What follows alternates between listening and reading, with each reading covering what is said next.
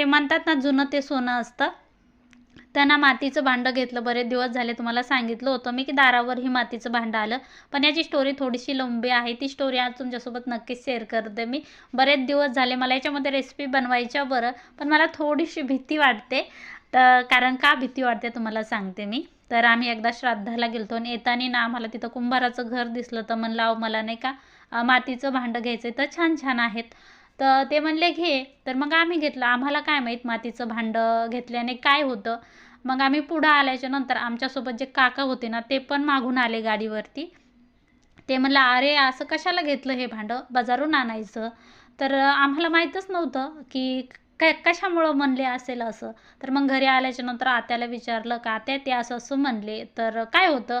तर आत्या म्हणल्या, अगं मौतीला श्राद्धाला कधी गेलं ना, तसं मातीचं कधीच काही नसतं आणायचं. तर मग आता काय करू, तात्या म्हणल्या दे टाकून. तर मी लगेच फोडून टाकलं आणि त्यानंतर दारावर जेव्हा आलं का, तेव्हा हे दुसरं भांडं घेतलं.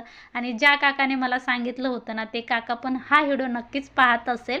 ते म्हणतात ना, जुनं ते सोनं, तर खरंच जुनं ते सोनं असतं. जुन्या लोकांना जे माहिती असतं ते आपल्याला माहीत नसतं. तर धन्यवाद काका सांगितल्याबद्दल. त्या भांड्यात नाही तर दुसरं भांडं घेतलं मी. आणि ना आज मस्त मातीच्या भांड्यामध्ये वांग्याची भाजी बनवली. कशी बनवली तुम्ही तर